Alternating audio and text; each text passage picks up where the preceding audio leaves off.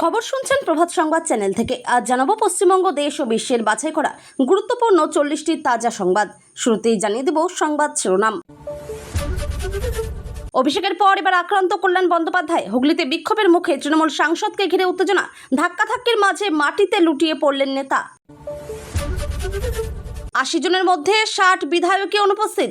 মমতার কালীঘাটের গুরুত্বপূর্ণ বৈঠক শেষ মুহূর্তে বাতিল। রাজনৈতিক মহলে জোর চর্চা।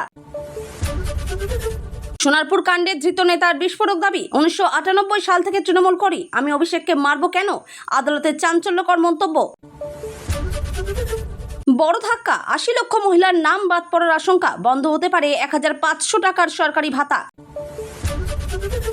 ক্ষমতার দাপটে দীর্ঘদিন ফ্ল্যাট দখলের অভিযোগ। জয়প্রকাশ মজুমদারের স্ত্রীকে চর, ভাইরাল ভিডিও ঘিরে তোলপাড়। ছেলে তৃণমূল করত, স্বীকার করলেন ধৃত আকাশের মা। অভিষেক কাণ্ডে গ্রেপ্তার জয়ের স্ত্রীরও বিস্ফোরক মন্তব্য।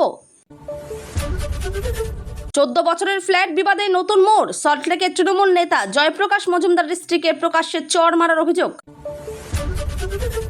কেন্দ্রে এই সরকার থাকবে না, তখন দেখে নেব। হাসপাতালের সিইওকে কড়া ভাষায় হুঁশিয়ারি মমতার, ভাইরাল ভিডিও। কল্যাণ বন্দ্যোপাধ্যায়ের কান্না জড়ানো মুখ নিয়ে কটাক্ষ সুকান্তর, মনে করালেন পুরনো রাজনৈতিক সংলাপ। 1 জুন থেকে এলপিজিতে কড়া নিয়ম, এক পরিবার এক কানেকশন নীতিতে সমস্যায় পড়তে পারেন বহু গ্রাহক। বেরোলেই জনতা মারবে, এই আশঙ্কায় মমতার ডাকেও কালীঘাটমুখী নন বহু জয়ী তৃণমূল বিধায়ক, দাবি বিরোধীদের। তৃণমূলের জন্য আর্থিক ক্ষতির অভিযোগ। সরকারকে খোলা চিঠিতে বিস্ফোরক দাবি অভিনেতা যশ দাশগুপ্তর। সবাইকে মাঠে ডেকে তোলাবাজির টাকা ফেরালেন তৃণমূল নেতারা, লিখিত অভিযোগের সরব এলাকাবাসী। অভিষেক কল্যাণ বিতর্কের জেরে মমতার বৈঠক বয়কটের পথে বহু বিধায়ক, রাজনীতিতে নতুন জল্পনা। বিধানসভা ভোটের ভরাডুবির পর কালীঘাটের তৃণমূল বিধায়কদের জরুরি বৈঠক, কারা উপস্থিত হলেন নজরে রাজ্য। বাইক বা পাকা বাড়ি থাকলেই কি বাদ পড়বেন? অন্নপূর্ণা যোজনা নিয়ে স্পষ্ট বার্তা মন্ত্রী অগ্নিমিত্রা পালের। বিয়ের প্রস্তাব প্রত্যাখ্যানের জেরে নৃশংসতা, 1 বছরের শিশুকে আছড়ে খুনের অভিযোগ, পালাতে গিয়ে গুলিবিদ্ধ অভিযুক্ত। সোনারপুরে অভিষেককে মারধরের নেপথ্যে কি লাভলির অনুগামীরা? তদন্তের নতুন তথ্যের ইঙ্গিত। তালা ভেঙে মদন মিত্রের বাড়িতে পুলিশের তল্লাশি, অভিষেক কাণ্ড না অন্য কারণ? জল্পনা তুঙ্গে। মার খেয়ে রাস্তায় লুটিয়ে পড়লেন কল্যাণ বন্দ্যোপাধ্যায়, ঘটনার পর বিস্ফোরক অভিযোগ সাংসদের। অবসরপ্রাপ্তদের বকেয়া ডিএ দেওয়া শুরু করল নবান্ন, কর্মরত সরকারি কর্মচারীদের অপেক্ষা কবে শেষ হবে? আগামীকাল 35 মন্ত্রীর শপথ, পূর্ণাঙ্গ মন্ত্রিসভা গঠনের দিনক্ষণ ঘোষণা শুভেন্দু অধিকারীর। শনিবার যাকে সমাজসেবক বলেছিলেন অভিষেক, রবিবার সামনে এলো তার অন্য পরিচয়, নতুন বিতর্ক। খগেন বনাম অভিষেক প্রসঙ্গে মমতার ভিন্ন অবস্থান নিয়ে রাজনৈতিক মহলে তীব্র প্রশ্ন। অন্নপূর্ণা ভাণ্ডারের জন্য আবেদন করছেন, ফর্ম পূরণের আগে হাতের কাছে রাখুন প্রয়োজনীয় নথি। জুলাই থেকেই স্মার্ট মিটার ব্যবস্থা, বাড়ি থেকেই অফিস। বিদ্যুৎ পরিষেবায় বড় রদবদলের পথে রাজ্য। সিপিএম বিজেপি কর্মী আক্রান্তের ঘটনাকে সামনে এনে তৃণমূলের বিরুদ্ধে হিংসার রাজনীতির অভিযোগ। এক অ্যাকাউন্টে বিধবা ভাতা, অন্য অ্যাকাউন্টে বার্ধক্য ভাতা। এমবিবিএস চিকিৎসককে ঘিরে বিতর্ক। বাড়িতেই হাসপাতাল, সিআইডি তলবের পর ভবানী ভবনে যাবেন কিনা? অভিষেককে ঘিরে জোর জল্পনা। অন্নপূর্ণা ভাণ্ডারের ফর্মে রেশন পরিবারের আইডি বাধ্যতামূলক, কোথায় পাবেন সেই নম্বর জেনে নিন। আরবিআই কি আনছে পলিমার নোট? কাগজের নোটের তুলনায় কি কি সুবিধা থাকবে নতুন ব্যবস্থায়? হাসপাতালের সিইওকে প্রকাশ্যে ভৎসনা মমতার, আমরা কত সাহায্য করেছি ভুলে যাবেন না, ভাইরাল ভিডিও ঘিরে বিতর্ক। ওসব নাটক, অভিষেককে ঘিরে বিস্ফোরক মন্তব্য সুকান্তর, হাসপাতাল ভর্তি না নেওয়া নিয়েও প্রশ্ন। অভিষেককে যুবরাজ বলে কটাক্ষ বিকাশের, একই সঙ্গে কল্যাণ বন্দ্যোপাধ্যায়কে নিয়েও বড় মন্তব্য। মদন মিত্রের কামারহাটির বাড়িতে তালা ভেঙে ঢুকলো পুলিশ, দীর্ঘক্ষণ ধরে চলল তল্লাশি অভিযান। বাংলায় পরিবার পরিকল্পনা নিয়ে বড় পদক্ষেপের সম্ভাবনা, 7 থেকে 8 সন্তানের প্রবণতা রুখতে নতুন ভাবনা। রাজ্যের রাজনৈতিক অস্থিরতার মাঝেই তৃণমূলের অন্দরে ক্ষোভ, বৈঠক বয়কট ও নেতৃত্ব নিয়ে বাড়ছে প্রশ্ন। এতক্ষণ শুনছিলেন সংবাদ শিরোনাম। বিস্তারিত খবর শোনানোর পূর্বেই আপনাদের কাছে করব একটি ছোট্ট অনুরোধ। আমাদের চ্যানেলে নতুন হয়ে থাকলে চ্যানেলটি সাবস্ক্রাইব করে পাশে থাকবেন। আসছি বিস্তারিত খবরে। সোনারপুর কাণ্ডে ধৃত আকাশের মায়ের বিস্ফোরক দাবি, জয়ের স্ত্রীরও পাল্টা বক্তব্য। সোনারপুরে অভিষেক বন্দ্যোপাধ্যায়ের উপর হামলার ঘটনায় তদন্ত যত এগোচ্ছে ততই সামনে আসছে নতুন নতুন তথ্য। এই ঘটনায় গ্রেপ্তার হওয়া আকাশের মা সংবাদ মাধ্যমের সামনে গুরুত্বপূর্ণ দাবি করেছেন। তিনি জানিয়েছেন, তার ছেলে একসময় তৃণমূল কংগ্রেসের সক্রিয় কর্মী ছিল। এলাকায় দলীয় বিভিন্ন কর্মসূচিতেও সে অংশগ্রহণ করত বলে দাবি তার। বর্তমানে রাজনৈতিক কারণেই তাদের পরিবারকে টার্গেট করা হচ্ছে বলেও অভিযোগ করেন তিনি। অন্যদিকে একই ঘটনায় গ্রেপ্তার জয়ের স্ত্রীও মুখ খুলেছেন। তিনি স্পষ্টভাবে দাবি করেছেন তার স্বামী নির্দোষ। রাজনৈতিক প্রতিহিংসার কারণে তাদের নাম জড়ানো হয়েছে বলে অভিযোগ তার। পরিবারের সদস্যদের ওপর মানসিক চাপ সৃষ্টি করা হচ্ছে বলেও দাবি করা হয়েছে। এই ঘটনার পর দুই পরিবারের বক্তব্য ঘিরে নতুন বিতর্ক শুরু হয়েছে। স্থানীয় বাসিন্দাদের মধ্যেও এ নিয়ে নানা আলোচনা চলছে। বিরোধী দলগুলি তদন্তের নিরপেক্ষতা নিয়ে প্রশ্ন তুলেছে। শাসক দল অবশ্য সমস্ত অভিযোগ অস্বীকার করেছে। পুলিশ জানিয়েছে, সমস্ত তথ্য খতিয়ে দেখা হচ্ছে। ঘটনার সঙ্গে কারা যুক্ত তা তদন্তের মাধ্যমেই পরিষ্কার হবে। ইতিমধ্যেই কয়েকজনকে জিজ্ঞাসাবাদ করা হয়েছে। আরও কিছু গুরুত্বপূর্ণ তথ্য হাতে এসেছে বলে সূত্রের খবর। রাজনৈতিক মহলে ঘটনাটি এখন অন্যতম আলোচিত বিষয় হয়ে উঠেছে। আগামী দিনে এই তদন্ত কোন দিকে মন নেয় সেদিকেই নজর সবার। মাঠে ডেকে তোলাবাজির টাকা ফেরালেন তৃণমূল নেতারা, এলাকায় তুমুল চাঞ্চল্য। তোলাবাজির অভিযোগকে কেন্দ্র করে একটি এলাকায় বড়সড় বিতর্কের সৃষ্টি হয়েছে। অভিযোগ ওঠার পর স্থানীয় তৃণমূল নেতাদের ভূমিকা নিয়ে প্রশ্ন উঠতে শুরু করে। এরপর এলাকার বাসিন্দাদের মাঠে ডেকে পাঠানো হয়। সেখানে অভিযোগ অনুযায়ী আদায় করা টাকা ফেরত দেওয়া হয় বলে দাবি। বহু বাসিন্দা সেই অনুষ্ঠানে উপস্থিত ছিলেন। কারা কত টাকা দিয়েছেন এবং কেন দিয়েছেন তার লিখিত বিবরণও নেওয়া হয়েছে। অভিযোগ রয়েছে, বিভিন্ন কাজে অনুমোদনের নাম করে টাকা নেওয়া হয়েছিল। যদিও সব অভিযোগ স্বীকার করেননি সংশ্লিষ্ট নেতারা। বিরোধীরা দাবি করেছে, জনরোষের মুখে পড়েই টাকা ফেরত দিতে হয়েছে। এই ঘটনা সামনে আসার পর এলাকায় ব্যাপক চর্চা শুরু হয়েছে। সাধারণ মানুষের মধ্যেও ক্ষোভ দেখা দিয়েছে। অনেকেই প্রশাসনিক তদন্তের দাবি তুলেছেন। রাজনৈতিক মহলেও বিষয়টি নিয়ে চাপানোতর চলছে। শাসক দল বলছে, অভিযোগ প্রমাণিত না হওয়া পর্যন্ত সিদ্ধান্তে পৌঁছানো উচিত নয়। তবে ঘটনার ভিডিও এবং ছবি ইতিমধ্যেই ছড়িয়ে পড়েছে। বিষয়টি নিয়ে সামাজিক মাধ্যমেও তীব্র প্রতিক্রিয়া দেখা যাচ্ছে। স্থানীয় মানুষের বক্তব্য সংগ্রহ করা হচ্ছে। প্রশাসনের তরফেও গোটা ঘটনার উপর নজর রাখা হচ্ছে। আগামী দিনে এই বিতর্ক আরও বড় আকার নিতে পারে বলে মনে করা হচ্ছে। ওসব নাটক, অভিষেককে নিয়ে বিস্ফোরক সুকান্ত, হাসপাতাল ইস্যুতে নতুন বিতর্ক। অভিষেক বন্দ্যোপাধ্যায়ের উপর হামলার ঘটনার পর রাজনৈতিক তরজা আরও তীব্র হয়েছে। বিজেপি নেতা সুকান্ত মজুমদার এই ঘটনায় কড়া প্রতিক্রিয়া জানিয়েছেন। তিনি গোটা ঘটনাকে নাটক বলে কটাক্ষ করেছেন। তার বক্তব্য, সাধারণ মানুষকে বিভ্রান্ত করার চেষ্টা করা হচ্ছে। পাশাপাশি সিআইডির তলব প্রসঙ্গও তিনি সামনে এনেছেন। তার দাবি, ঘটনার সময় এবং পরবর্তী পদক্ষেপ নিয়ে বহু প্রশ্ন রয়েছে। বিশেষ করে হাসপাতালে কেন ভর্তি নেয়নি তা নিয়ে তিনি প্রশ্ন তুলছেন। বিজেপির পক্ষ থেকে বিষয়টি নিয়ে বিস্তারিত ব্যাখ্যা দাবি করা হয়েছে। অন্যদিকে তৃণমূল এই মন্তব্যের তীব্র বিরোধিতা করেছে। শাসক দলের দাবি, বিরোধীরা মানবিক ঘটনাকেও রাজনৈতিকভাবে ব্যবহার করছে।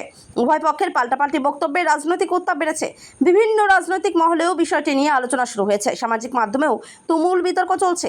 সমর্থক ও বিরোধীরা নিজেদের মতামত প্রকাশ করছেন। ঘটনার প্রকৃত সত্য জানতে তদন্তের দিকেই তাকিয়ে রয়েছে সবাই। নতুন তথ্য সামনে এলে রাজনৈতিক সমীকরণও বদলাতে পারে।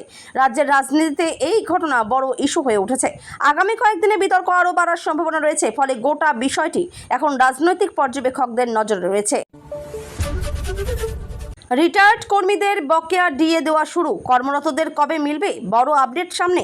দীর্ঘদিন ধরে বকেয়া মহার্ঘ ভাতা বা ডিএ নিয়ে আন্দোলন চালিয়ে আসছেন রাজ্যের সরকারি কর্মচারীরা।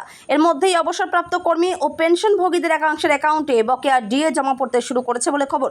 নবান্নের তরফে ধাপে ধাপে এই বকেয়া মেটানোর প্রক্রিয়া শুরু হয়েছে বলে জানা যাচ্ছে। নির্দিষ্ট সময়সীমার মধ্যে অবসর নেওয়া কর্মীরাই আপাতত এই সুবিধা পাচ্ছেন। অনেক অবসরপ্রাপ্ত কর্মী ইতিমধ্যেই ব্যাংক অ্যাকাউন্টে টাকা ঢোকার বিষয়টি নিশ্চিত করেছেন। দীর্ঘ প্রতীক্ষার পর এই পদক্ষেপে স্বস্তি ফিরেছে পেনশনভোগীদের মধ্যে। তবে কর্মরত সরকারি কর্মচারীদের মধ্যে এখনও অনিশ্চয়তা বজায় রয়েছে। তাদের বকেয়া ডিএ কবে মেটানো হবে তা নিয়ে এখনও স্পষ্ট ঘোষণা হয়নি। কর্মচারী সংগঠনগুলি সরকারের কাছে দ্রুত সিদ্ধান্ত নেওয়ার দাবি তুলেছে। সুপ্রিম কোর্টের নির্দেশের পর থেকেই বিষয়টি নতুন গুরুত্ব পায়। অর্থ দপ্তর একাধিক ধাপে বকেয়া মেটানোর রূপরেখা তৈরি করেছে বলেও সূত্রের খবর। সরকারি নথিতেও বকেয়া ডিএ প্রদানের প্রক্রিয়ার উল্লেখ রয়েছে। অবসরপ্রাপ্তদের ক্ষেত্রে মার্চ ও সেপ্টেম্বর মাসে কিস্তিতে টাকা দেওয়ার পরিকল্পনার কথাও প্রকাশ্যে এসেছে। বিভিন্ন কর্মচারী সংগঠন এখন কর্মকর্তাদের পাওনা নিয়ে চাপ বাড়াচ্ছে। কর্মরতদের পাওনা নিয়ে চাপ বাড়াচ্ছে। রাজ্যের প্রায় লক্ষাধিক কর্মী এই সিদ্ধান্তের দিকে নজর রেখে চলেছেন। বিরোধী দলগুলিও বিষয়টি নিয়ে সরকারকে আক্রমণ করছে। অর্থনৈতিক চাপ এবং আদালতের নির্দেশ দুইয়ের মধ্যেই ভারসাম্য রাখার চেষ্টা করছে রাজ্য। ফলে বকেয়া ডিএ ইস্যু আগামী দিনেও বড় রাজনৈতিক ও প্রশাসনিক আলোচনার বিষয় হয়ে থাকতে পারে। বাইক বা পাকা বাড়ি থাকলেই কি অন্নপূর্ণা যোজনা থেকে বাদ? স্পষ্ট বার্তা মন্ত্রী অগ্নিমিত্রা পালের। অন্নপূর্ণা যোজনাকে ঘিরে সাধারণ মানুষের মধ্যে নানা প্রশ্ন ও বিভ্রান্তি তৈরি হয়েছে। বিশেষ করে অনেকেই জানতে চাইছেন বাইক বা পাকা বাড়ি থাকলে আবেদন বাতিল হবে কিনা। এই বিষয়ে মন্ত্রী অগ্নিমিত্রা পাল গুরুত্বপূর্ণ মন্তব্য করেছেন। তার বক্তব্য, শুধুমাত্র বাইক বা পাকা বাড়ি থাকার কারণে কাউকে স্বয়ংক্রিয়ভাবে বাদ দেওয়া হবে না। আবেদনকারীর সামগ্রিক আর্থিক অবস্থা এবং প্রকৃত প্রয়োজন বিবেচনা করা হবে। প্রকল্পের মূল লক্ষ্য হলো আর্থিকভাবে পিছিয়ে থাকা মহিলাদের সহায়তা করা। তাই গুজব বা ভুয়ো তথ্যের উপর নির্ভর না করার পরামর্শ দেওয়া হয়েছে। আবেদনকারীদের সরকারি নির্দেশিকা ভালোভাবে পড়ে আবেদন করতে বলা হয়েছে। সম্প্রতি প্রকাশিত ফর্মে পরিবারের আয়, সম্পত্তি ও অন্যান্য তথ্যও চাওয়া হয়েছে। এর ফলে প্রকৃত উপভোক্তাদের চিহ্নিত করা সহজ হবে বলে দাবি প্রশাসনের। বিরোধীরা অবশ্যই এই তথ্য সংগ্রহ নিয়ে প্রশ্ন তুলেছে। তবে সরকারের বক্তব্য, প্রকল্পের স্বচ্ছতা বজায় রাখতেই এই পদক্ষেপ। মহিলাদের ব্যাংক অ্যাকাউন্টে সরাসরি আর্থিক সহায়তা পাঠানোর পরিকল্পনা রয়েছে। অনেক জায়গায় ইতিমধ্যে আবেদনপত্র সংগ্রহ শুরু হয়ে গিয়েছে।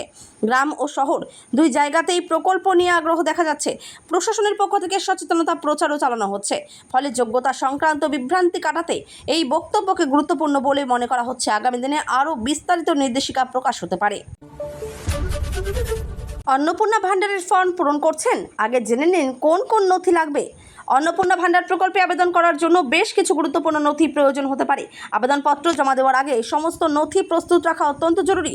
আধার কার্ড আবেদনকারীর পরিচয় যাচাইয়ের অন্যতম প্রধান নথি হিসেবে ব্যবহার করা হবে। রেশন কার্ডের তথ্য আবেদনপত্রে উল্লেখ করতে হতে পারে। পরিবারের সদস্যদের নাম, বয়স, পরিচয় সংক্রান্ত তথ্য প্রয়োজন হতে পারে।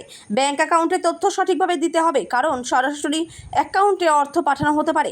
মোবাইল নম্বর আধারের সঙ্গে সংযুক্ত থাকলে আবেদন প্রক্রিয়া সহজ হবে। অনেক ক্ষেত্রে আয় সংক্রান্ত তথ্যও জমা দিতে হতে পারে। পাসপোর্ট সাইজ ছবি এবং অন্যান্য পরিচয়পত্রও কাজে লাগতে পারে। আবেদনপত্রে ভুল তথ্য দিলে যাচাই প্রক্রিয়ার সমস্যা তৈরি হতে পারে। এমনকি ভুল তথ্যের কারণে আবেদন বাতিল হওয়ার আশঙ্কাও রয়েছে। তাই ফর্ম জমা দেওয়ার আগে প্রতিটি তথ্য ভালোভাবে মিলিয়ে নেওয়ার পরামর্শ দেওয়া হয়েছে। সম্প্রতি প্রকাশিত ফর্মে পরিবারের বিস্তারিত তথ্য চাওয়া হয়েছে। পরিবারের প্রধানের নাম, জন্ম তারিখ, আধার নম্বর সহ একাধিক তথ্য উল্লেখ করতে হচ্ছে। আবেদনকারীদের জন্য সরকারি পোর্টাল থেকেও তথ্য সংগ্রহের সুযোগ রাখা হয়েছে।